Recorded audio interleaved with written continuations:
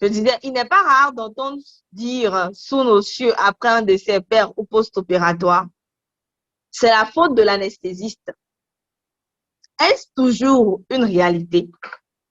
La sécurité de la prise en charge anesthésique du malade n'est-il pas du revers d'une collaboration pluridisciplinaire depuis le médecin généraliste qui pose le diagnostic, du chirurgien qui pose l'acte chirurgical et de l'anesthésiste qui endort le malade? Comment ces différentes parties prenantes auraient-ils pu améliorer la sécurité dans la prise en charge du patient à opérer? Telles sont les grandes questions qui focaliseront nos réflexions de ce matin. C'était mon introduction. Merci beaucoup, mademoiselle Pascaline Fassinou, chère amie. Bonjour à tout le monde, à vos grades respectifs. Nous sommes ensemble aujourd'hui pour un sujet assez pointu, pour un sujet assez particulier, et je comprends que ça ne puisse intéresser que les gens qui sont vraiment dans le métier, qui s'occupent de la chirurgie, de l'anesthésie et tous les acteurs péri-opératoires. La question qui m'a été posée, c'est la sécurité de la prise en charge anesthésique du patient opéré. Je vais l'aborder sous un certain angle. Il y a des choses sur lesquelles je vais passer rapidement parce que ça intéresse plus spécifiquement l'anesthésiste. Et je vais plus m'attarder sur ce qui peut plus intéresser le chirurgien, le médecin généraliste, l'infirmier impliqué dans la prise en charge du péri-opératoire. Et justement, le mot péri-opératoire, le groupe de mots péri-opératoire est un groupe de mots important dans ce sujet. La sécurité de la chirurgie dépend de beaucoup d'acteurs. Et comme vous pouvez le voir ici, vous avez un patient qui est dans un lit, qui est malade, qui est admis, qui doit passer par la chirurgie. Donc, au milieu ici, un certain nombre d'acteurs, un groupe d'acteurs, une série d'acteurs. Dans chaque groupe, il y a plusieurs personnes. Que ce soit du côté du chirurgien, c'est plusieurs personnes, anesthésiste, c'est plusieurs personnes. Et puis, ce patient, l'objectif, c'est qu'il puisse rentrer chez lui en sécurité, sain et sauf après la chirurgie, après nous avoir remerciés.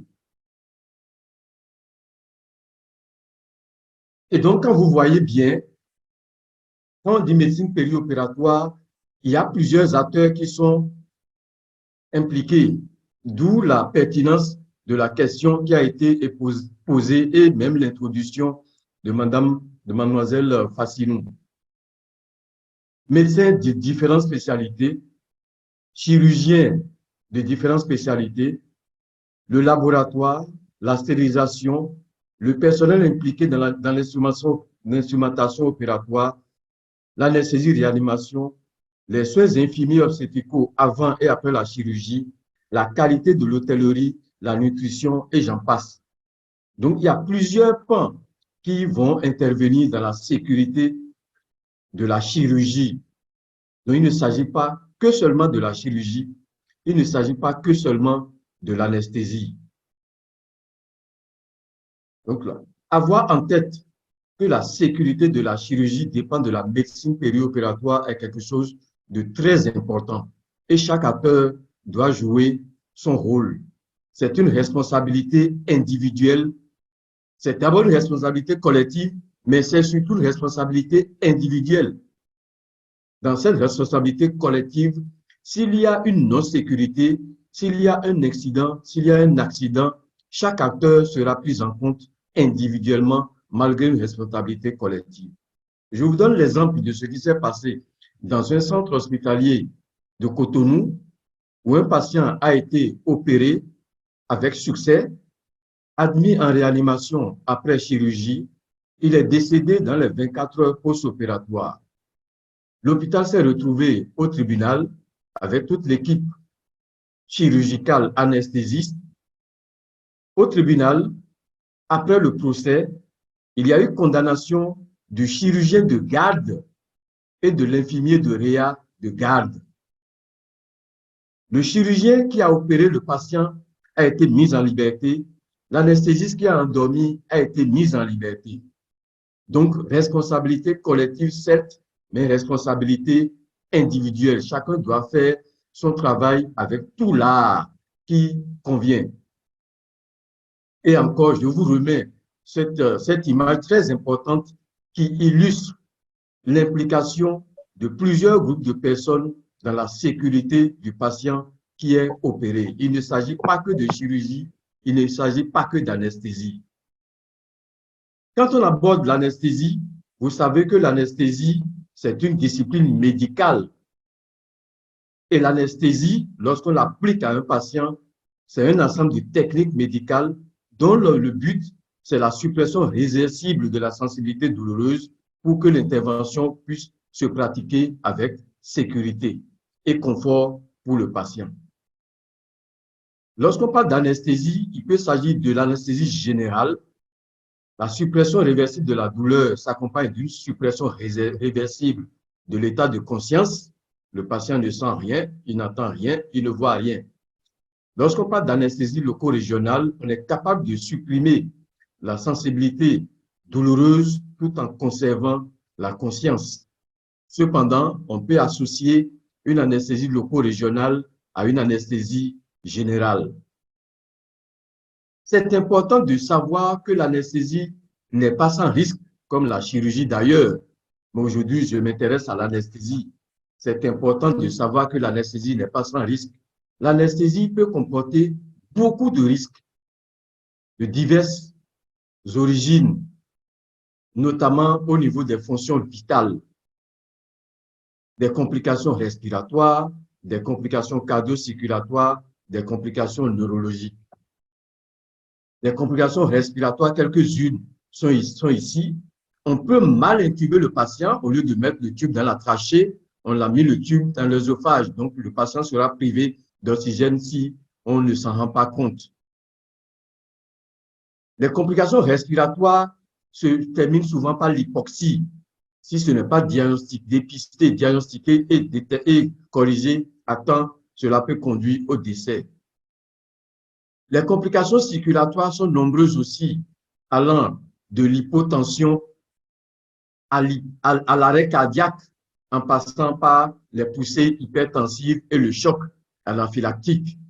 Il y a un mois à peu près, au CNHU, nous avons eu un jeune patient venu juste pour une appendicectomie, mais qui est décédé d'un choc anaphylactique. Donc, c'est possible. Les complications neurologiques sont nombreuses aussi, allant du simple retard de réveil, et le patient va se réveiller un peu plus tard, jusqu'au coma, où le patient ne se réveille plus. Et là aussi, ça peut aller jusqu'au décès ou avec des séquelles neurologiques définitives chez le patient. Donc, vous voyez qu'on peut avoir des complications graves liées à l'anesthésie. C'est pour ça que la pratique de l'anesthésie doit être sécurisée. Les anesthésistes doivent avoir une pratique sécurisée. Et cette pratique sécurisée passe par la maîtrise des grandes étapes de l'anesthésie. Et cette sécurité, comme l'a si bien introduite mademoiselle Fassinou, intéresse beaucoup l'anesthésiste, mais intéresse aussi les autres acteurs. Et c'est ce que nous allons voir à travers les prochaines diapositives. Les grandes étapes de l'anesthésie sont préopératoires, péropératoires et post-opératoires. Et si on s'intéresse à la sécurité de l'anesthésie en préopératoire, en péropératoire et en post-opératoire, on compare un peu à l'aviation. Personne parmi nous n'a envie de monter dans un avion en se disant que cet avion peut s'écraser. C'est la même chose. Un patient ne pas se coucher sur une table pour avoir une anesthésie en se disant qu'on ne va pas le réveiller. Et lorsqu'on compare anesthésie et aviation, la période préopératoire correspond un peu à la préparation du vol. La période péropératoire correspond au vol lui-même et la période post-opératoire correspond à la période après atterrissage. Donc, vous voyez, sécurité de l'aviation, sécurité, anesthésie. Aujourd'hui, la sécurité de l'anesthésie est très proche de la sécurité de l'aviation.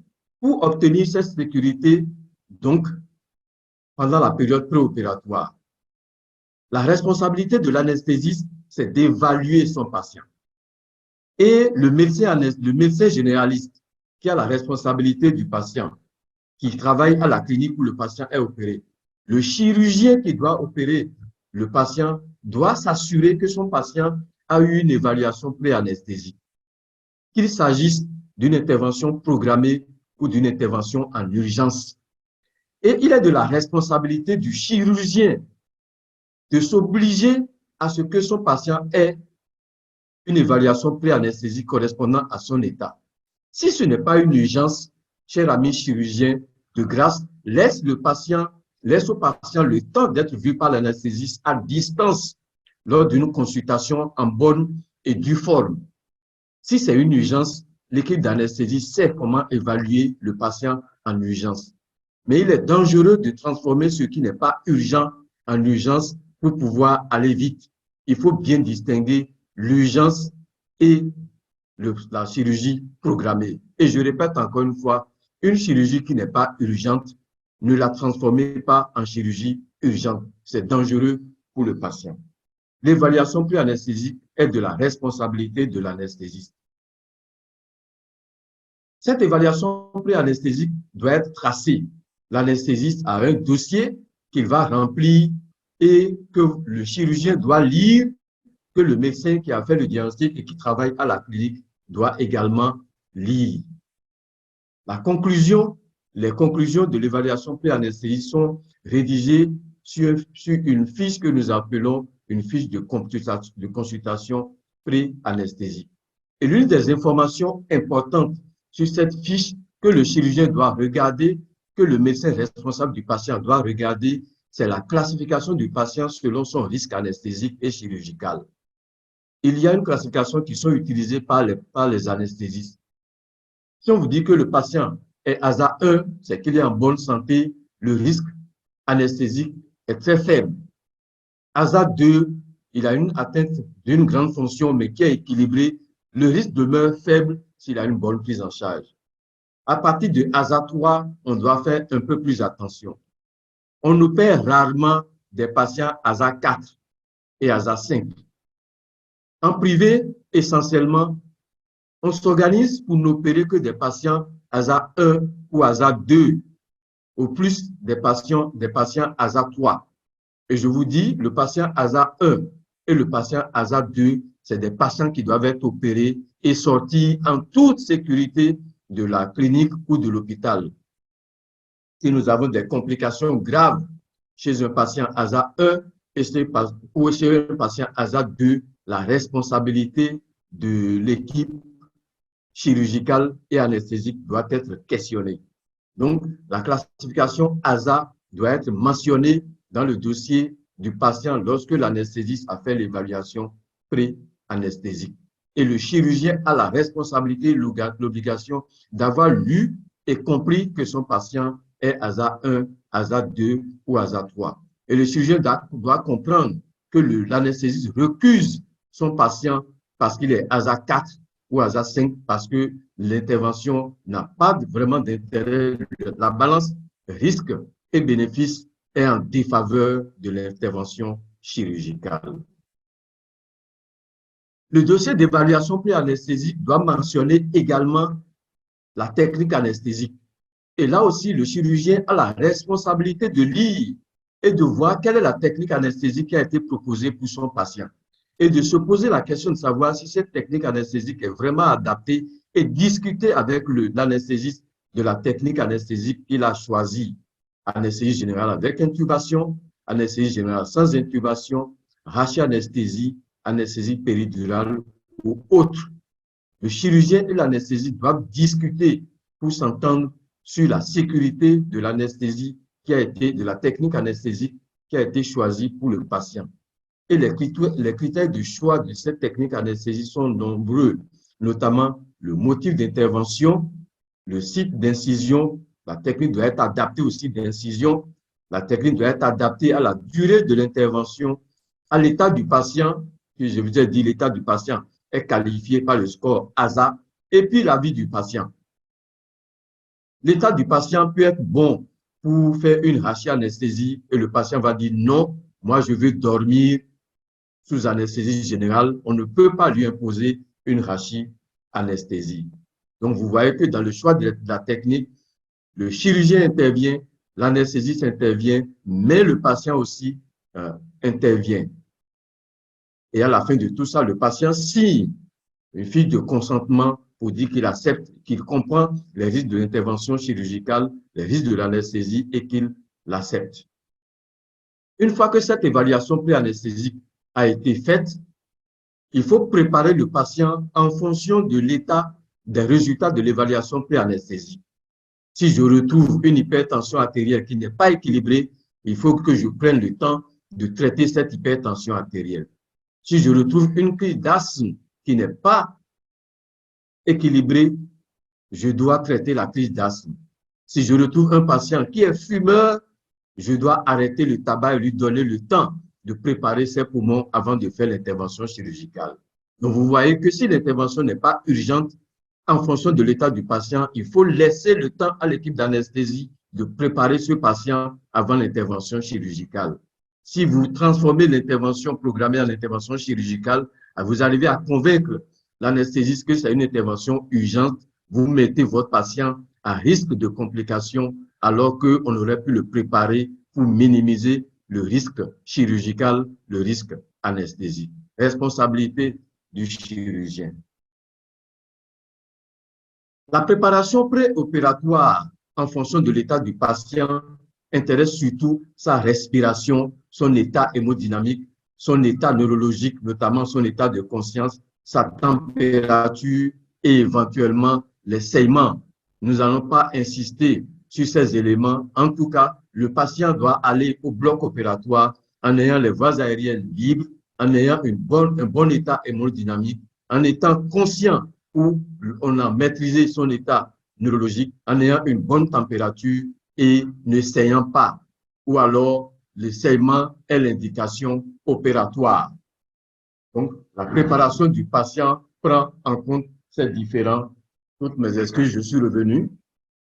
Donc, je disais qu'après l'évaluation pré-anesthésique, la préparation préopératoire a pour responsabilité importante d'amener au bloc opératoire un patient ayant les voies aériennes libres ou sécurisées, une hémodynamique satisfaisante, un état neurologique bon ou alors qui est contrôlé, une bonne température et qui ne saigne pas, où les hémorragies sont contrôlées, ou alors l'intervention chirurgicale est nécessaire pour arrêter cette hémorragie. Il faut préparer le patient avant qu'il n'aille au bloc opératoire. C'est de la responsabilité commune du médecin généraliste qui est à la clinique ou à l'hôpital, du chirurgien et aussi de l'anesthésiste.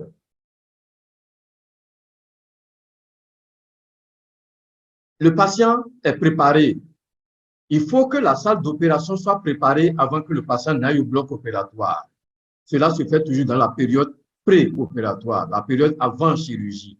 La préparation de la salle et du matériel incombe à l'anesthésiste, mais incombe également au responsable de l'hôpital et de la clinique qui doit mettre à la disposition du patient, de l'anesthésiste, toutes les commodités de sécurité pour opérer le patient. Notamment, mettre à la disposition de l'anesthésiste une station d'anesthésie aux normes. Et c'est de la responsabilité de l'anesthésiste de vérifier que ce matériel est disponible et fonctionnel en utilisant une checklist d'ouverture du bloc opératoire. Oxygène, ballon de réanimation, respirateur fonctionnel, aspirateur chirurgical, plateau d'intubation pour la maîtrise des voies aériennes, moniteur de surveillance, entre autres. Responsabilité de l'anesthésiste de vérifier qu'il ait mis à sa disposition une pharmacie adéquate avec les consommables, les drogues et les médicaments de réanimation. Des consommables qui doivent lui permettre d'assurer la prise en charge des voies aériennes, de ventiler et d'assurer l'état circulatoire.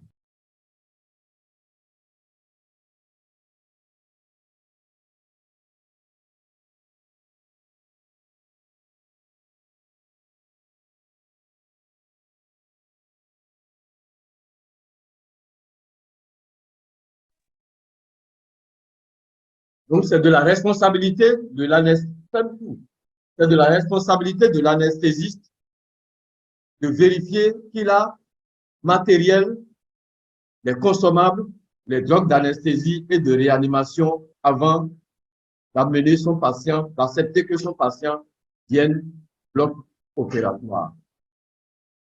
Et il doit donner la preuve, l'anesthésiste doit donner la preuve que cette vérification a été faite, notamment en montrant sa checklist de vérification.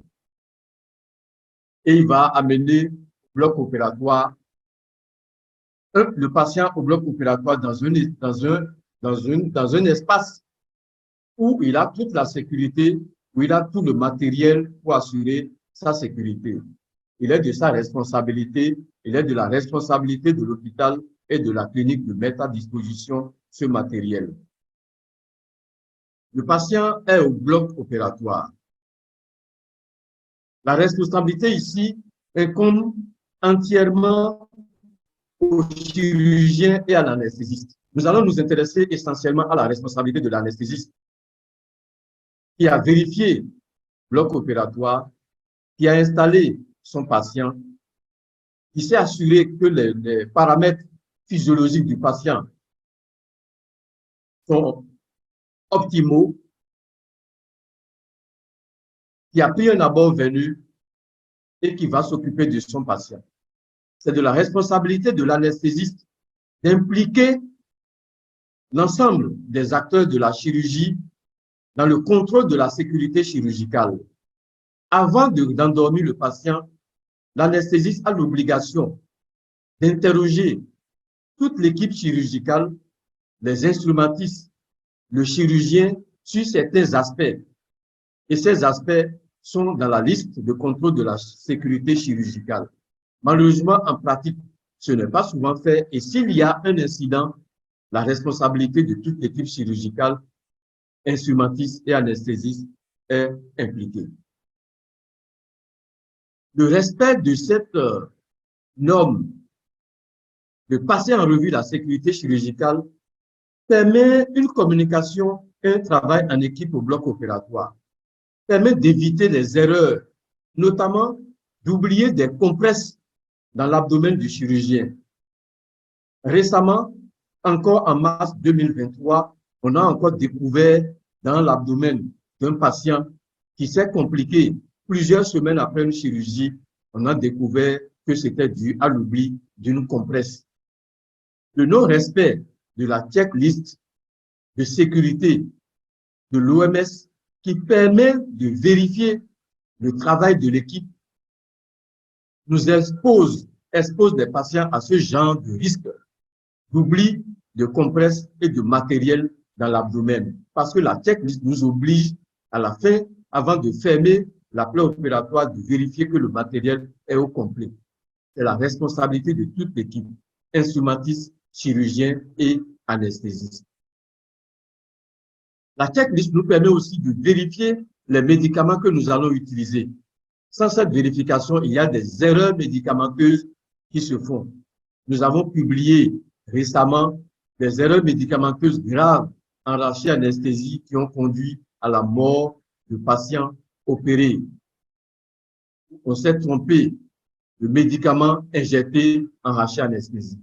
Je vous montre ici deux sachets achetés en pharmacie qui sont supposés être des produits de rachianesthésie, alors que quand on ouvre, les produits ne sont pas ceux de la rachianesthésie. Si par la checklist, on n'avait pas vérifié, on se serait trompé de produit et la vie du patient aurait été mis en danger. Donc, cette checklist est importante. Parce que les produits se ressemblent aussi. La checklist permet de vérifier chaque produit qu'on utilise avant de les utiliser. Regardez ces 4 ampoules qui se ressemblent et on peut se tromper. Et dans la pratique, on s'est trompé et ça peut conduire au décès. La sécurité en opératoire dépend de cette checklist. La sécurité en opératoire dépend d'une technique bien adaptée à l'état du patient. C'est de la responsabilité du médecin anesthésiste, mais nous avons vu que le chirurgien devait s'y intéresser. La sécurité de l'anesthésiste, de la chirurgie et de l'anesthésiste de l'anesthésie, pardon, dépend de la qualité de l'anesthésiste. Vous savez que quand on dit anesthésiste, ça peut être un médecin anesthésiste et animateur, mais ça peut être aussi un infirmier ou sage-femme, ça peut être un technicien spécialisé en anesthésie et réanimation. Si je prends l'exemple du Bénin, pour 12 millions d'habitants, nous avons 30 médecins anesthésie réanimateurs. Nous avons moins de 2 médecins anesthésie réanimateurs par million d'habitants. Dans plus de 90% des cas, la chirurgie va se faire en l'absence de médecins anesthésistes. La chirurgie va se faire uniquement en la présence et sous la responsabilité d'un technicien d'anesthésie réanimation, d'un infirmier spécialisé en anesthésie réanimation ou d'une sage-femme spécialisée en anesthésie réanimation. Je peux vous assurer que ces acteurs, infirmiers anesthésistes, sage-femme anesthésistes, techniciens spécialisés en anesthésie réanimation sont formés et bien formés pour pouvoir prendre en charge la plupart des interventions chirurgicales. Cependant, ils doivent faire attention à l'état du patient, au choix du patient et au type d'intervention. Parfois, l'état du patient, le type d'intervention et le choix du patient peut requérir la présence indispensable d'un médecin anesthésiste réanimateur. Et si cela n'est pas fait, s'il y a un accident grave, s'il y a un incident grave, c'est de la responsabilité de la clinique, c'est de la responsabilité de l'hôpital, c'est de la responsabilité du chirurgien et c'est de la responsabilité de l'anesthésiste non médecin qui a accepté de réaliser cette anesthésie-là. Je disais tout à l'heure, la technique anesthésique choisie va être bien adaptée aux patients. Je ne vais pas insister dessus. Pendant la chirurgie, l'anesthésiste a la responsabilité d'assurer un entretien et une surveillance correcte du patient qui passe par le maintien d'un niveau d'anesthésie correct, qui passe par une surveillance correcte de l'anesthésie, mais qui passe aussi par la communication avec le chirurgien en temps réel. Il doit savoir ce que fait le chirurgien, il doit savoir à quel temps chirurgical surtout le chirurgien, il doit savoir les incidents et complications à chaque temps chirurgical, discuter avec le chirurgien et pouvoir gérer les complications en période opératoire. C'est pour ça qu'il est important qu'il tienne compte de l'état du patient avant d'accepter de l'endormir. Il y a des interventions qui sont à risque de complications péropératoires que seul un infirmier anesthésiste ne peut pas prendre en charge. Et l'équipe d'anesthésie doit être très vigilant et tracer tout le déroulement de l'anesthésie. Il doit avoir une fiche qui permet de retracer toute l'anesthésie. Et ensuite, à la fin de l'intervention, la responsabilité de l'anesthésiste est impliquée dans le réveil du patient. Il faut vérifier les modalités du réveil du patient qui dépendent de son état et de la chirurgie qui a été effectuée. L'anesthésiste transfère en toute sécurité son patient en salle de réveil post-opératoire, salle de surveillance post-opératoire, où les soins post-opératoires et la surveillance post-opératoire vont être réalisés. La salle de surveillance post-opératoire est un concept indispensable. Si l'hôpital, si la clinique ne dispose pas d'une salle de réveil ou d'une salle de surveillance post-opératoire, il est indispensable de transformer la salle d'hospitalisation, le lit d'hospitalisation du patient en salle de surveillance post-opératoire pendant les minutes, les heures post-opératoires qui correspondent à son état. La durée de surveillance post-opératoire dépend de l'état de chaque patient et du type de chirurgie qui a été effectuée et des risques de complications identifiés. Et ça, c'est de la responsabilité de l'anesthésie de transférer ce patient dans une salle de surveillance post-opératoire. Et cette salle de surveillance post-opératoire, qu'il soit une salle dédiée ou qu'il soit le lit du patient, il faut un personnel qualifié et formé à ça. Il faut la disponibilité de matériel et le personnel doit savoir prendre en charge les détresses vitales périopératoires. Il faut savoir qu'un patient qui sort du bloc opératoire est toujours en danger. Dans les minutes ou les heures qui suivent, jusqu'à 24 heures post-opératoire, un patient qui a été opéré est toujours en danger. Même s'il est sorti du bloc opératoire complètement réveillé, il parle, il est toujours en danger pendant les 24 heures post-opératoires. Cependant, l'anesthésiste n'est plus à son chevet, l'anesthésie n'est plus à l'hôpital, l'anesthésie n'est plus à la clinique. C'est pour ça que les soins post-opératoires et la surveillance post-opératoire doivent être confiés à un personnel dédié et formé à ça. L'anesthésiste n'est plus là, le chirurgien n'est plus là. Et les soins post-opératoires concernent l'hydratation, l'antibiothérapie, l'analgésie, la gestion de la douleur post-opératoire, entre autres, et aussi la reprise de l'alimentation en post-opératoire.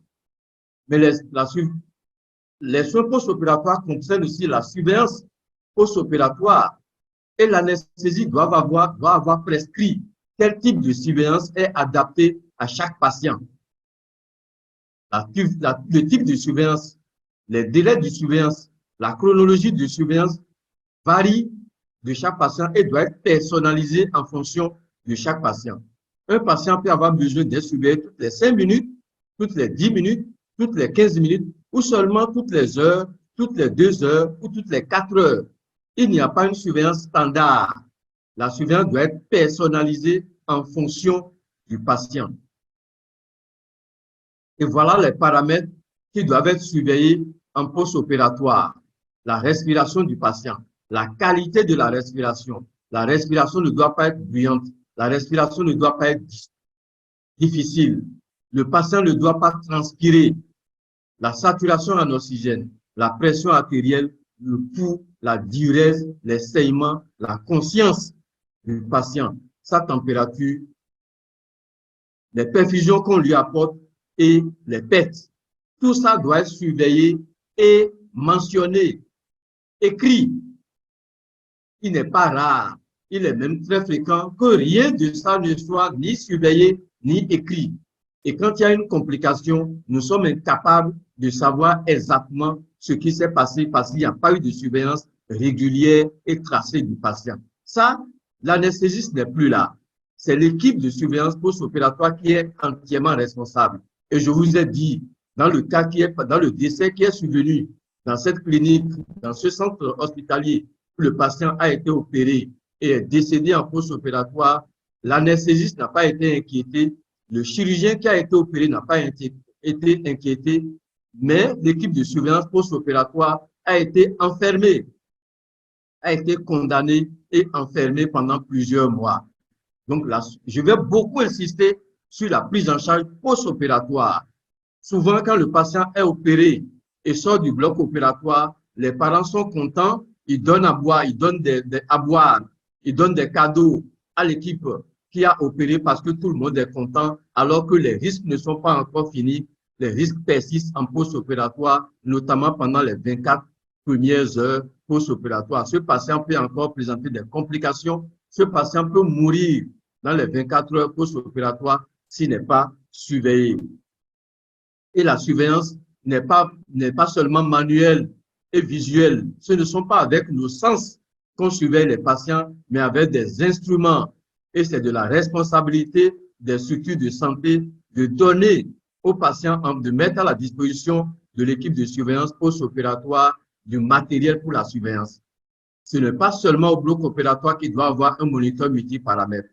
Il faut un moniteur multiparamètre au chevet du patient qui est opéré, au chevet de chaque patient qui est opéré, au moins pendant les 3, 4, 6 premières heures post-opératoires, le moniteur multiparamètre pour surveiller le pouls, la fréquence cardiaque, la tension artérielle, la saturation en oxygène, la qualité de la respiration, la qualité de la circulation, l'état neurologique du patient. C'est important d'avoir du matériel pour la surveillance, sinon on assiste à des décès qu'on est incapable d'expliquer en post-opératoire. Donc la surveillance post-opératoire, la prise en charge post-opératoire a pour objectif de dépister et de gérer les détresses vitales post-opératoires du patient. Et ces détresse vitale peuvent être liées à l'anesthésie, mais peuvent être aussi liées à des complications de la chirurgie. Le patient peut saigner en post-opératoire, hémorragie extériorisée ou hémorragie non extériorisée. On peut faire une césarienne et après la césarienne, la patiente saigne dans son ventre, hémopéritoine post-opératoire. Si la patiente n'est pas surveillée, on va venir la retrouver en état de choc ou en arrêt cardiaque. Donc, j'ai mis ici, c'est un danger permanent. La surveillance post-opératoire, il faut rechercher tous les dangers permanents comme si on est sur la route. Des virages difficiles, des doubles virages difficiles, des dos d'âne, des chaussées rétrécies, des chaussées à sens unique. Tous les dangers sont possibles, y compris les dangers particuliers. La période post-opératoire, c'est la période de tous les dangers pour le patient. Le chirurgien n'est plus là, l'anesthésiste n'est plus là, et souvent, il n'y a plus de médecins dans cette équipe qui surveille le patient. Les complications respiratoires peuvent survenir. Il faut les détecter. Agitation du patient, des signes de lutte, des signes de fatigue. Il faut chercher. Si on ne cherche pas, on ne les trouve pas. La saturation en oxygène doit permettre de rechercher le patient qui respire mal, avec tous les signes d'aggravation possibles. Les complications circulatoires doivent être dépistées, notamment sur la tension, sur le pouls. Le patient peut présenter un état de choc, le patient peut présenter des poussées hypertensives, le patient peut faire un arrêt cardiaque en post-opératoire. Il faut dépister et rechercher. Des complications neurologiques, il faut les chercher, évaluer l'état de conscience du patient, faire sa glycémie, le score de Glasgow en post-opératoire. Les hypothermies doivent être dépistées en post-opératoire. Si le patient est froid, il peut se compliquer en post-opératoire. Plus la température est basse, plus le risque de décès est présent. Donc, surveiller la température n'est pas anodin en post-opératoire. Et il faut gérer des détresses vitales. Donc, l'équipe qui surveille le patient doit savoir dépister et aussi gérer les détresses vitales, assurer la liberté des voies aériennes, pouvoir ventiler un patient qui ventile mal, rétablir l'hémodynamique, protéger le patient tant qu'il n'est pas bien réveillé ou bien s'il présente un coma en post-opératoire, surveiller sa température et surveiller les hémorragies éventuelles. C'est de la responsabilité de l'équipe post-opératoire. Savoir libérer les voies aériennes, je vais aller vite aussi. Savoir utiliser une canule de Guédel chez un patient qui respire mal, ce n'est pas la responsabilité de l'anesthésiste, c'est la responsabilité de l'équipe infirmière qui surveille en post-opératoire. Savoir ventiler un patient qui s'est arrêté de respirer en post-opératoire. Savoir administrer de l'oxygène. Il y a des cliniques où on va, où le personnel ne sait même pas réunir le matériel pour oxygéner un patient. Un obus d'oxygène, un manodétendeur, un humidificateur et connaître les différents matériels, les différentes interfaces pour oxygéner un patient. Des lunettes, un masque facial, un masque à haute concentration. Le personnel post-opératoire ne connaît pas ça et ils sont en charge de la surveillance post-opératoire. Là, c'est la responsabilité entière du chirurgien et de l'équipe et des responsables de la structure de santé. Donc, vous voyez que la surveillance post-opératoire va être confiée à un personnel qualifié et formé à ça, qui a une organisation matérielle adaptée et qui sait prendre en charge les détresses vitales. Cette étude à laquelle nous avons participé a montré que nos patients meurent en post-opératoire. L'équipe ASOS a montré que nos patients meurent en post-opératoire. Alors qu'en Afrique, nous opérons des patients jeunes à moindre risque chirurgical. Nous avons les mêmes taux de complications post-opératoires qu'en Europe et aux États-Unis, mais nous avons un risque de décès 2 fois plus important en post-opératoire parce que la surveillance post-opératoire n'est pas bonne. Les soins post-opératoires ne sont pas bons. Donc, quand on dit un patient est décédé en péropératoire ou en post-opératoire, quand on dit qu'un patient est décédé après la chirurgie, mais ce n'est pas très souvent la responsabilité de l'anesthésie, mais la responsabilité d'une mauvaise prise en charge post-opératoire. Cependant, dans les 24 heures après la chirurgie, si un patient a une complication grave, l'anesthésie doit être toujours remise en question. Et nous allons démontrer que la complication, le décès n'est pas lié à l'anesthésiste ou à l'anesthésie. Mais pour pouvoir le démontrer, il faut avoir une surveillance régulière, tracée. Si on n'a pas la surveillance, ça va être difficile de faire la part des choses. Et ce patient qui a été opéré, pour avancer vers la conclusion, l'anesthésiste a encore la responsabilité de le voir le lendemain pour recueillir ses plaintes post-opératoires, pour voir s'il y a eu des complications éventuelles et pour recueillir la satisfaction du patient, voir s'il a été confortable. J'en arrive à la fin de cette intervention et je reviens pour résumer. La sécurité de la prise en charge du patient opéré passe par la période péri-opératoire, la période pér-opératoire, la période post-opératoire. La période préopératoire, j'ai monté la responsabilité de chaque acteur, l'anesthésiste, le chirurgien, le médecin.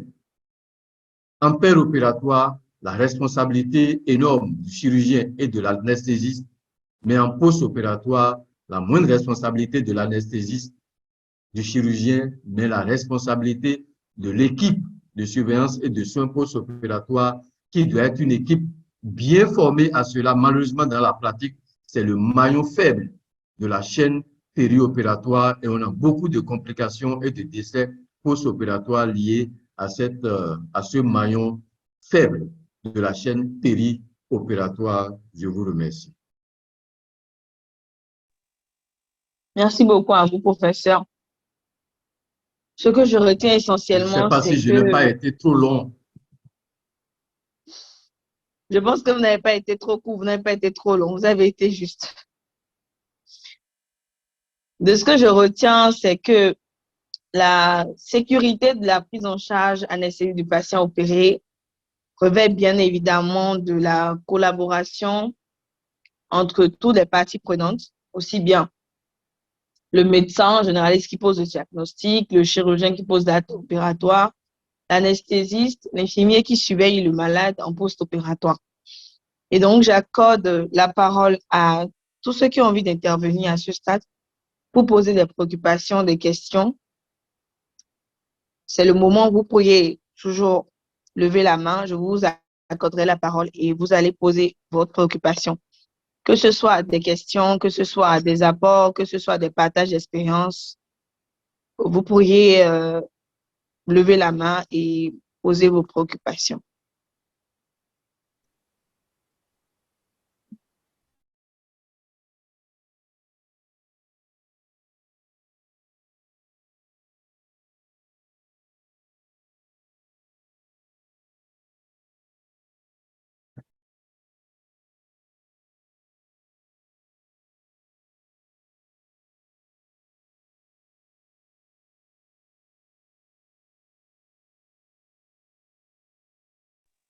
Est-ce qu'il y a des personnes qui aimeraient poser des questions, partager une expérience?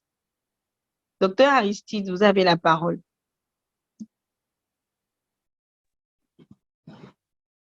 Bonjour. Bonjour, docteur. Bonjour, docteur. Oui, merci de me passer la parole. Je suis le docteur Piquet Aristide. Je suis médecin anesthésiste et animateur. Je vous suis depuis le Cameroun, au nord du Cameroun. Merci, cher maître professeur Zoumenou, pour votre présentation. Merci, Orema, pour cette activité. Alors, la question que je voulais poser au maître, c'était de savoir, concernant, on a parlé de la qualité de l'anesthésiste en rapport avec la sécurité périopératoire. Ma question était de savoir, est-ce que le nombre d'anesthésistes est également un élément important dans la sécurité? Pour être plus précis, en général, on fait des inductions à deux, par exemple. Et dans la pratique, on conseille de travailler à deux au bloc quand on a une intervention chirurgicale. Deux anesthésistes, que ce soit deux infirmiers ou un médecin avec un infirmier anesthésiste. Est-ce que c'est un élément important en termes de sécurité? Et ma dernière question, c'est concernant les fiches de consentement signées. est-ce qu'ils font également partie des éléments qui doivent être pris en compte dans la sécurité périopératoire? Merci. Merci à vous, docteur Aristide. Professeur, vous avez la parole pour répondre à la question du docteur Ah, Aristide. d'accord. Donc, je croyais qu'on allait prendre quelques questions. Je crois, s'il y a des mains levées, j'ai vu Fataou qui voulait poser une question, Rachad. Si on peut prendre 2 ou 3 questions, 2 ou 3 D'accord. intervenants, s'il y en a. Et aussi regarder pour moi dans le chat pour voir s'il y a des questions. Apparemment, il y a pas de questions. OK. Donc, on Oui. va commencer à répondre. Tout à fait. Hein, Docteur Coutier, merci pour ta question. Merci pour l'intérêt. Salut aux gens à tous les amis du Cameroun. J'ai pris avant cette conférence une bonne tasse de café made in Cameroun, la marque Café. Merci pour le café du Cameroun que je reçois. Donc, le nombre d'anesthésistes, c'est très important. C'est très important. Il est dangereux d'être le seul anesthésiste à la tête d'un patient. On doit toujours être à 2 dans la mesure du possible. On doit toujours être à 2 dans la mesure du possible parce que le risque de complication est tellement réel et parfois imprévisible. Je vous donne un exemple simple. Hein. Vous êtes anesthésiste, on vous a appelé pour une césarienne. Vous êtes un très bon anesthésiste, vous êtes très fort. Vous allez et il se fait que vous n'arrivez pas à intuber, à réaliser l'intubation trachéale. Personne ne peut vous aider. Le chirurgien ne sait pas intuber, aucun membre de l'équipe ne sait intuber. Si vous étiez à 2, votre collègue peut essayer, peut-être avoir un peu plus de compétences ou un peu plus de chance que vous. Vous êtes seul, vous avez fait une intubation œsophagienne. Vous ne vous en êtes pas rendu compte. Vos collègues vont vous dire, ah, moi, je ne sens pas. Vous êtes tellement sûr de vous que les signes que vous recherchez, vous ne les trouvez même pas parce que vous faites confiance. Quelqu'un d'autre qui sait que c'est lui, ce n'est pas lui qui a intubé, va dire, ah, je ne suis pas sûr que ton intubation soit bonne. On doit être à 2. On doit être à 2, au moins à 2, dans la mesure du possible, un junior et un senior. Mais vous voyez qu'on est 2 par million d'habitants. Les infirmiers aussi sont 20 par million d'habitants. Ils ne sont pas si nombreux que ça. Et donc, il y a beaucoup d'endroits où l'infirmier est même le seul anesthésiste de la région, malheureusement. Et ce n'est pas seulement les patients qui sont en danger, c'est l'anesthésiste lui-même qui est en danger parce qu'il assume seul le stress. Et on le voit quand il finit, quand il est à la retraite, il a des maladies liées au stress qu'il a subi pendant sa fonction. Donc, le nombre d'anesthésistes, c'est important. La fiche de consentement, c'est important aussi. On l'oublie. Parce que s'il y a complication au tribunal, attention, les parents vont vous dire, nous, on ne savait pas qu'il y avait autant de dangers. Si on savait, on n'aurait pas fait. On aurait mis en balance le risque entre l'intervention chirurgicale et le bénéfice. Et les bénéfices, vous intubez, vous endormez un patient, comme on voit en France, âgé, pour réparer ses paupières, alors qu'il a des gros antécédents cardiaques. Si vous ne vous êtes pas entendu sur les risques, vous risquez de vous retrouver en prison. J'ai vu une question, est-ce qu'on peut ventiler avec le ballon autogonflable sans oxygène? Lorsqu'on est devant une apnée en urgence, en attendant d'avoir de l'oxygène, le plus important est d'abord de ventiler, puisqu'on peut apporter au moins de l'oxygène à 21% en attendant d'enrichir cet oxygène-là. On peut ventiler avec un ballon autogonflable. C'est d'ailleurs pour ça que ce ballon est autogonflable, avec ou sans oxygène, il se regonfle et permet de ventiler. Merci, Merci beaucoup, mademoiselle professeur. Fassini. Il y a en attente Monsieur Jude et Docteur Cédric, mais je vais quand même prendre Monsieur Jude d'abord. Docteur Cédric, vous allez patienter un peu. Monsieur Jude, vous avez la parole. Merci de vous présenter, de nous dire d'où vous venez et de poser votre question. D'accord, merci, docteur. Moi, c'est docteur Yonggi Jude. Je suis médecin généraliste au Cameroun, à Douala, la capitale économique. Donc, professeur, merci pour la présentation. J'avais deux préoccupations. La première, c'est à propos de l'anesthésie lors des gestes pour les examens complémentaires, comme par exemple en gastro-entérologie. Est-ce qu'on peut aussi avoir des risques lors des gestes pour une éventuelle coloscopie, par exemple, ou autre? Maintenant, la deuxième question, c'est à propos du ratio des infirmiers anesthésistes ou encore des médecins anesthésistes. J'aimerais savoir, les recommandations internationales, est-ce que c'est comme ça que ça se fait, par exemple, en Occident? Est-ce que, à cause du déficit que nous avons dans notre comté, souvent dans les périphéries, où il n'y a pas souvent de médecins anesthésistes et que les infirmiers anesthésistes qui assurent la relève, est-ce que en Occident, on observe ce genre de soucis. Et là-bas, comment est-ce qu'ils ont, par exemple, fait pour réussir à trouver des solutions à ces différents problèmes? Merci. Merci beaucoup à vous, monsieur, docteur Jude, autant pour moi. Professeur, je vais vous laisser la parole. Oui, merci pour cette question très pertinente, hein. Vous avez parfaitement raison de poser la question. Les deux questions, hein. Sédation pour gestes à risque, pour les examens complémentaires, est-ce qu'il y a des risques? Mon cher ami, c'est de l'anesthésie au bloc. Il y a plus de risques au bloc opératoire. Il y a plus de risques au bloc opératoire. Je peux vous dire, par exemple, dans un centre, dans une grosse structure de santé de Cotonou, on a sédaté, c'est plus souvent de la sédation que de l'anesthésie profonde. Mais dans certains cas, ça peut être bel et bien une anesthésie profonde. On a sédaté un jeune patient 5 ans pour un scanner, complications d'essai. Donc, ça existe. On a déjà endormi, on a sédaté il y a quelques jours une patiente pour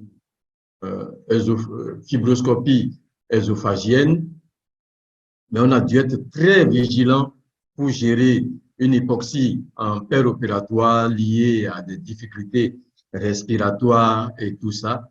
Et vous imaginez que dans ces conditions, le patient n'est même pas intubé.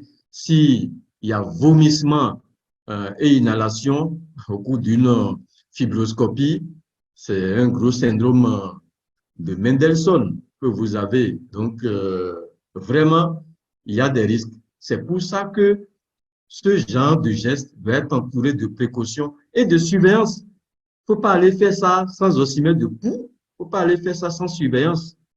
Il faut aller avec beaucoup de précautions. Quand la structure ne vous offre pas les conditions pour le faire, vous devez refuser. Parce que quand il y a complication après, c'est votre responsabilité, non la responsabilité de la structure.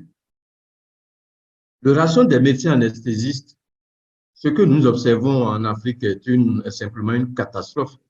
Et une catastrophe qu'on n'est pas prêt de gérer dans les 10-20 prochaines années. Vous avez 2 médecins par million d'habitants au Bénin et en Afrique en général.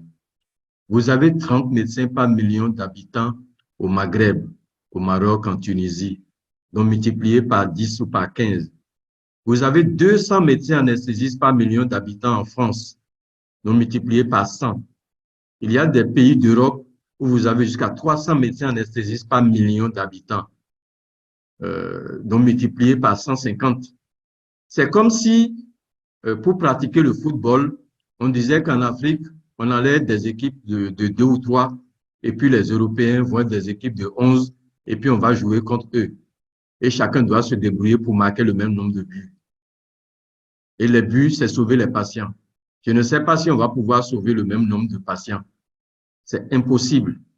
On ne peut pas faire du football à 3 et comparer avec une équipe de 3 et comparer avec une équipe de 11.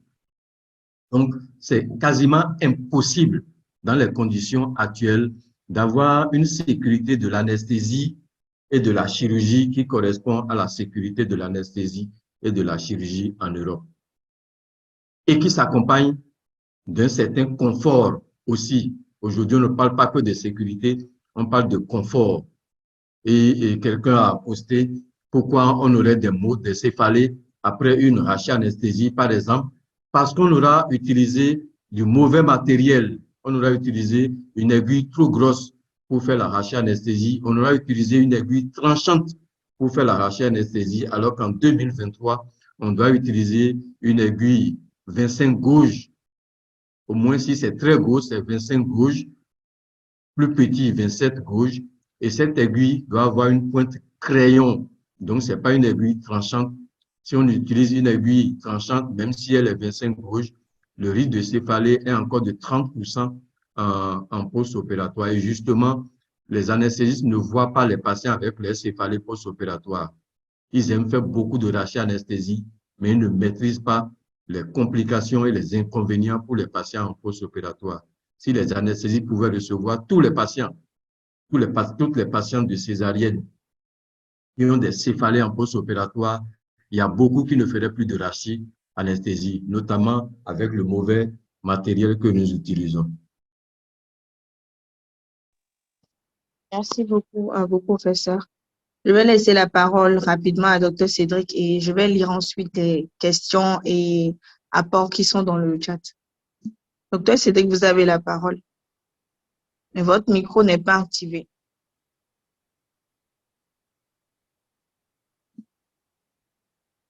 Je pense qu'en attendant... Oui, Dr. Cédric, bonjour, Dr. Pascaline. Je ne sais pas si j'ai la parole. oui, vous avez la parole. Ok. Merci infiniment, professeur, pour cette brillante présentation et communication pendant laquelle moi j'ai beaucoup appris. Parce qu'il y a énormément de choses que je ne savais pas ou ne comprenais pas tout simplement. Dr. Judas a évoqué une partie de ma question. C'était par rapport au nombre de médecins anesthésistes ou même d'infirmiers anesthésistes que nous avons en Afrique subsaharienne. Je veux parler surtout du contexte du Bénin. Je sais qu'à un moment, il y avait eu, en tout cas, une décision de restriction d'exercice pour les médecins qui intervenaient dans le secteur public, de ne plus pouvoir intervenir directement dans le secteur privé. Je ne sais pas si finalement il y a eu une levée de restriction ou bien une dérogation pour la spécialité de l'anesthésie-réanimation. Parce qu'avec ce que j'entends, les chiffres que j'entends là, que vous donnez, si cette restriction est maintenue pour les anesthésistes, ça va être compliqué parce qu'on sait que le médecin anesthésiste est naturellement, enfin, incontournable dans le système hospitalier et donc il coûte naturellement plus cher. Donc, avec cette restriction, ça va renforcer la rareté et revenir encore plus cher pour les structures hospitalières et donc finalement pour le patient. L'objectif de ce cours, j'imagine, c'est qu'à la fin, moi, je suis médecin généraliste, donc je ne suis pas anesthésiste du tout, je ne connais pas grand-chose, mais c'est qu'à la fin, nous, praticiens, nous puissions intégrer les bonnes pratiques. Mais si le système, finalement, rend impossible, parce que moi, je suis presque découragé. Je crois que la sécurité de la prise en charge anesthésiste, finalement, c'est comme un leurre dans notre contexte actuellement. Est-ce que vous êtes d'accord avec ça, professeur?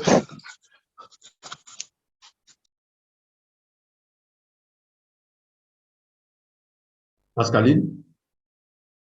Oui, professeur, oui, je vous reçois. Oui, est-ce que j'ai la parole?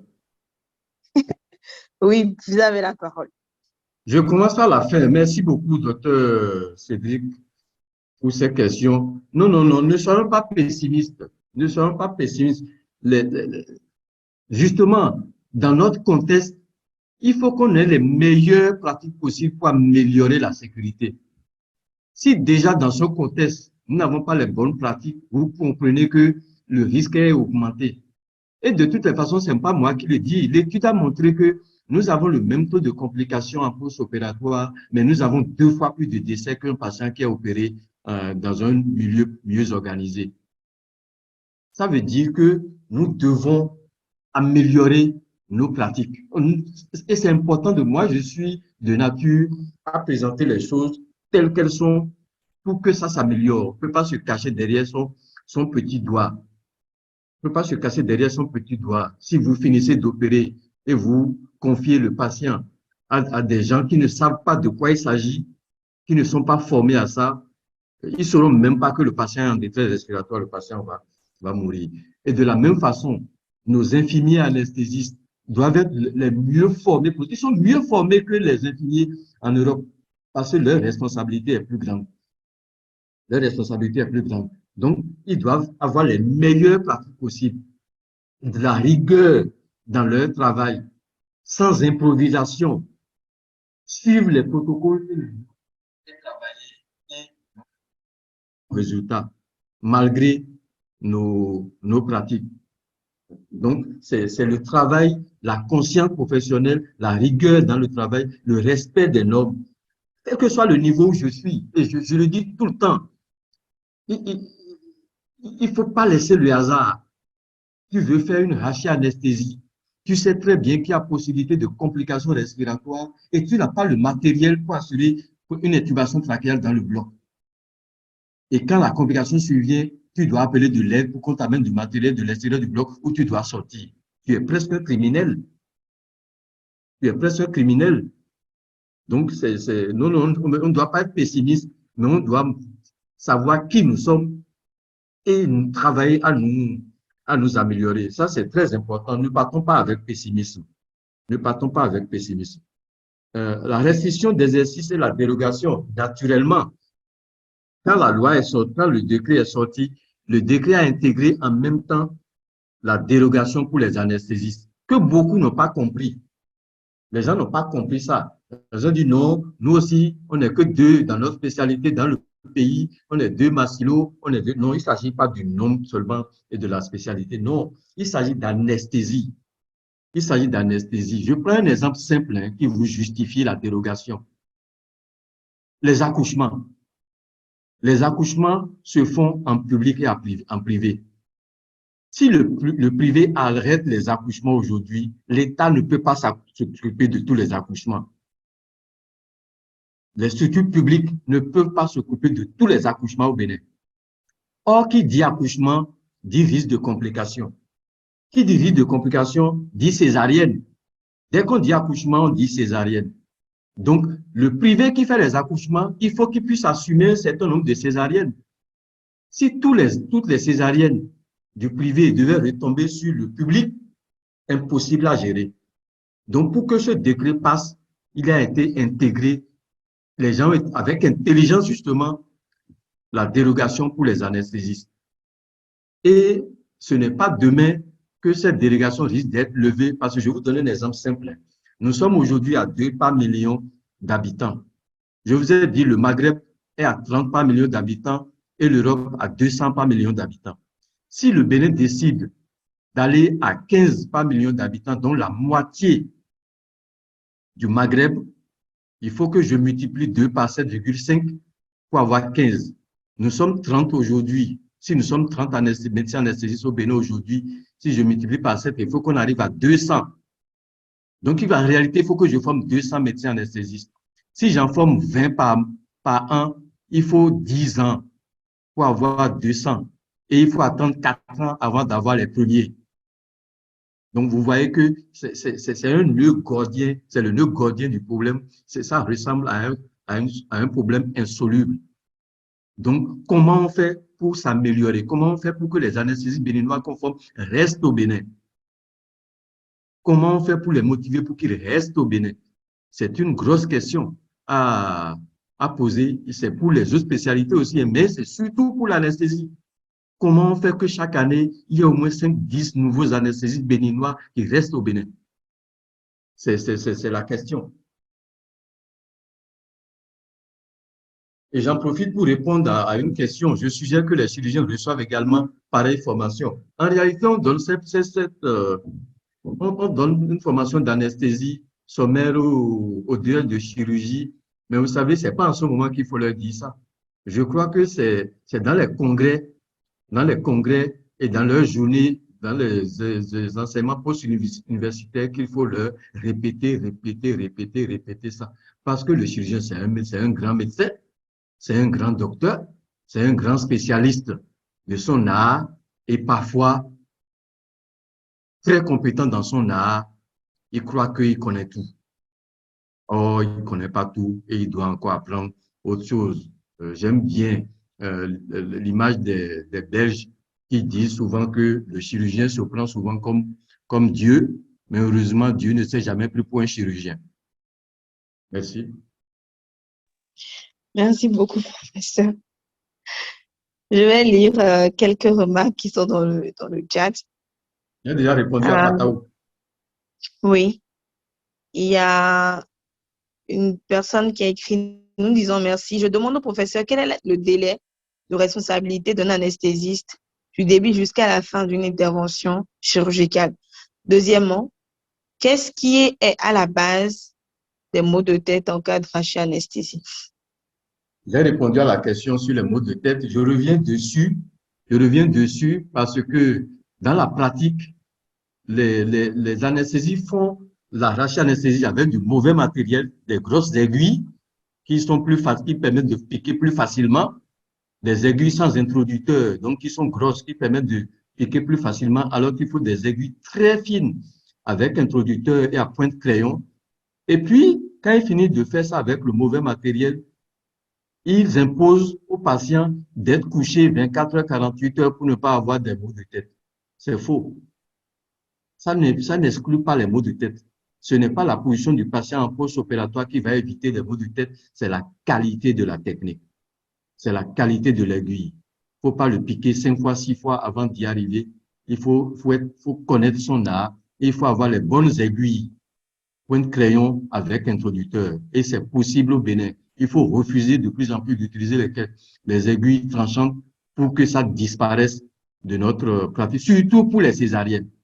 C'est surtout chez cette population qu'on observe les maux de tête. Pour les césariennes, on doit utiliser la bonne aiguille et bien hydrater le patient en post-opératoire. L'anesthésiste est responsable de l'évaluation préopératoire de son patient. Après, il est responsable du patient depuis l'entrée au bloc opératoire jusqu'à ce qu'il ait transféré le patient à une équipe de prise en charge post-opératoire formée. S'il transmet le patient à une équipe qui est non formée, une partie de sa responsabilité est engagée. Et une fois qu'il a transféré le patient, il doit laisser des consignes claires pour la surveillance et les soins post-opératoires, parfois en accord avec le chirurgien. Il doit laisser des consignes claires, écrites. Et puis, j'ai dit tout à l'heure, pendant les 24 premières heures, s'il y a une complication respiratoire, circulatoire, neurologique, la responsabilité de l'anesthésie peut toujours être questionnée et c'est à l'anesthésie de démontrer qu'il n'est pas en cause. Je crois que j'ai répondu à la question. Merci beaucoup, professeur. Et il y a une question. Y a-t-il un quota pour le nombre de médecins anesthésistes formés par an au Bénin? Ah, ça, c'est une question importante. Vous savez, au début, on ne peut pas dire qu'il y a vraiment un quota, mais on tient compte des capacités de formation. Et les capacités de formation, c'est ce n'est pas le nombre de places disponibles dans les amphis. C'est dans quel centre les stages pratiques vont pouvoir se faire. Parce que l'anesthésie, c'est une spécialité éminemment pratique.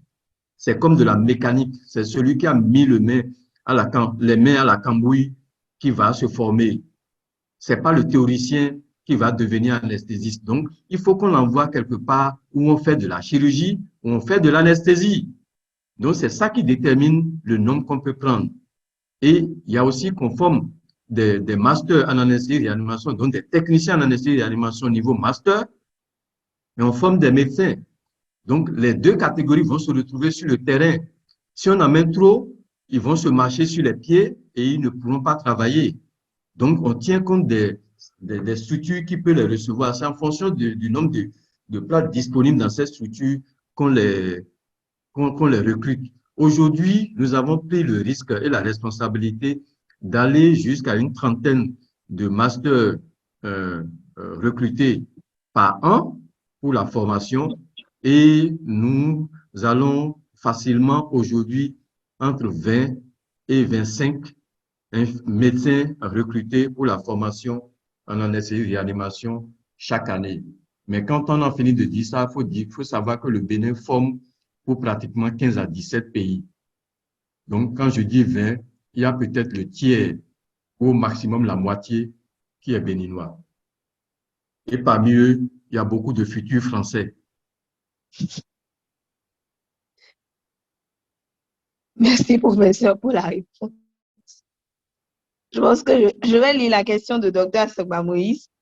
Comment entrevoyez-vous la possibilité de l'implémentation, autant pour moi, de la chirurgie en ambulatoire au Bénin? Quels sont les défis?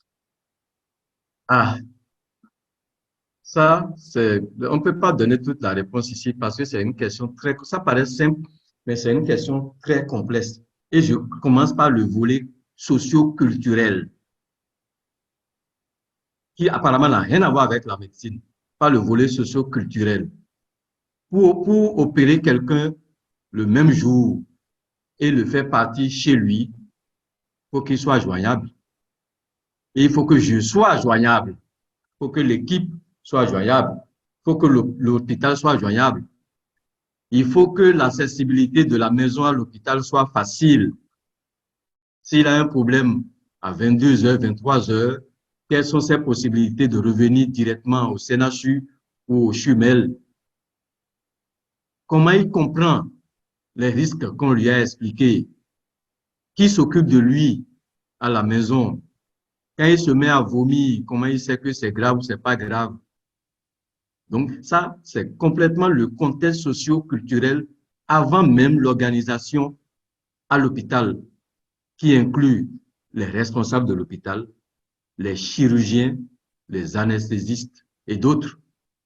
Mais c'est faisable. On en fait un peu, mais on a la marge de réalisation de l'anesthésie ambulatoire est très large. Je crois que il faut éventuellement, je dis à monsieur Assogba, au docteur Assogba, que sa question nous amène à réaliser quelque chose auquel on pense depuis qu'on ne fait pas.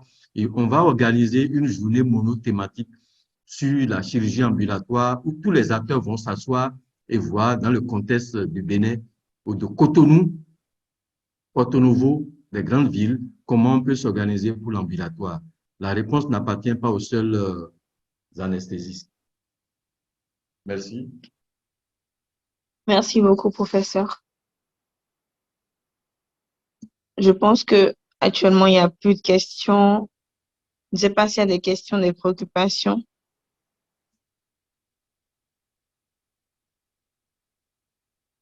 S'il n'y en a pas, je vais vous redonner une fois encore la parole afin que vous puissiez nous dire quel est le message à garder Il y a une à la question, fin il y a une de la... question. Il y a une Ok. dernière question. Il y a une dernière question. Je voudrais faire Je pense avec Dr. Pascal. Bonjour, Docteur- Pascal. Oui. Bonjour, Bonjour. Dr. Pascal.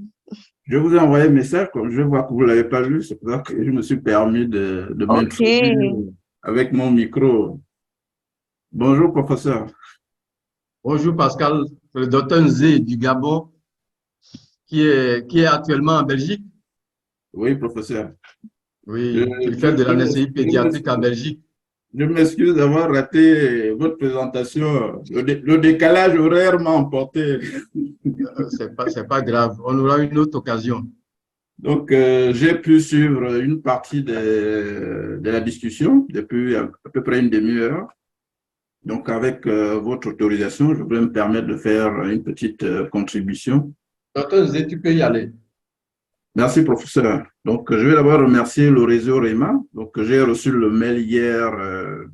Quand j'ai vu le sujet, je n'ai pas hésité tout de suite à m'inscrire parce que la sécurité anesthésique, elle reste comment dire, notre hantise au quotidien pour nous qui sommes anesthésistes réanimateurs. Je suis gabonais, mais de l'école de Cotonou, formé par notre maître professeur Rosemenou.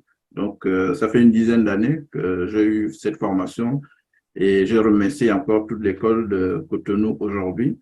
Donc, je parlais de la sécurité anesthésique et j'ai une petite anecdote. Quand j'étais en formation, il y a un vieux médecin, un gastro-entérologue, avec qui on avait un programme opératoire des endoscopies. Il disait, je suis à une année de ma retraite et quand j'étais jeune externe, on va dire certainement dans les années, fin des années 70, début des années 80, il disait s'il y a une spécialité que je n'aspirais pas à faire, c'était l'anesthésie-réanimation parce que j'avais constaté que les anesthésistes-réanimateurs étaient les valets des chirurgiens. Maintenant, aujourd'hui, 30 ans après, ce sont eux maintenant les grands patrons parce que c'est à eux, c'est sur eux que repose toute la responsabilité en fait du quartier opératoire. C'est juste pour dire que les mentalités ont évolué. Les mentalités ont évolué dans le sens qu'on nous a donné cette responsabilité parce que c'est nous, justement, qui avons la primeur de la sécurité du patient en périopératoire. C'est-à-dire, dès que le chirurgien pose le diagnostic, c'est à l'anesthésiste de voir sa sécurité jusqu'à ce qu'il reparte chez lui vivant. Et pour ne pas dire avec le moins de séquelles possible. Et cette sécurité anesthésique, effectivement, comme le professeur l'a dit, c'est difficile de parler de sécurité sans les moyens. Parce que les autres, aujourd'hui, s'ils parlent de sécurité, s'ils y vont à fond, c'est parce qu'ils ils se donnent les moyens pour. Mais quelque part, il faudrait qu'on garde aussi cet espoir que le professeur a exprimé, cet espoir pour dire que malgré le peu de moyens, il y a des choses qu'on peut faire. Et ces choses qu'on peut faire se structurent, on va dire, sur plusieurs aspects, plusieurs éléments. Parce que si tu es médecin, chirurgien ou médecin anesthésiste dans une structure particulière en Afrique aujourd'hui, c'est à vous, c'est à l'équipe sur place qui doit se donner les limites sur ce qu'ils sont capables de faire en fonction des ressources humaines, en fonction du matériel et même en fonction du statut de la structure hospitalière. Et à Libreville, au Gabon, on a eu à faire un travail en anesthésie pédiatrique, la sécurité en anesthésie pédiatrique dans un hôpital secondaire. Donc, ce n'était pas un grand centre, un hôpital de seconde zone, on va dire, mais où il y avait une activité chirurgicale.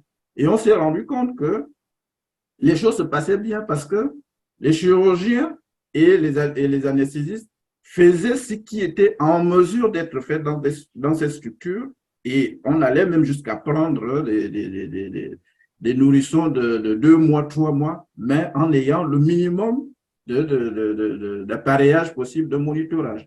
Donc, il ne faudrait pas que nous pensons ici que ce n'est pas impossible. Avec ce que nous avons déjà, nous pouvons assurer la sécurité des patients, mais seulement il faudrait que nous connaissions nos limites pour ne pas faire n'importe quoi. Et c'est justement dans ce sens-là aussi que quand le professeur a parlé de l'anesthésie hors bloc, on va vous appeler à aller accompagner un enfant qui va avoir par exemple un scanner qui bouge beaucoup, il faudra le sédater. Vous n'allez pas lui injecter un médicament qui va le sédater sans aucune surveillance. Il faudrait avoir un minimum, ne fût-ce qu'un oxymètre de pouls qui va vous donner la fréquence cardiaque et la saturation pendant que l'examen se réalise. Donc, je partage l'optimisme du professeur pour dire que la décision, la sécurité en anesthésie est un gros challenge chez nous, mais avec les moyens, on va dire, théoriques et pratiques que nous pouvons mettre en place dans nos différentes structures hospitalières, en attendant que les choses s'améliorent, on peut arriver à faire des choses. Donc, professeur, je voulais partager encore ce message d'espoir par rapport à votre sujet. Donc, la sécurité anesthésique. Merci beaucoup.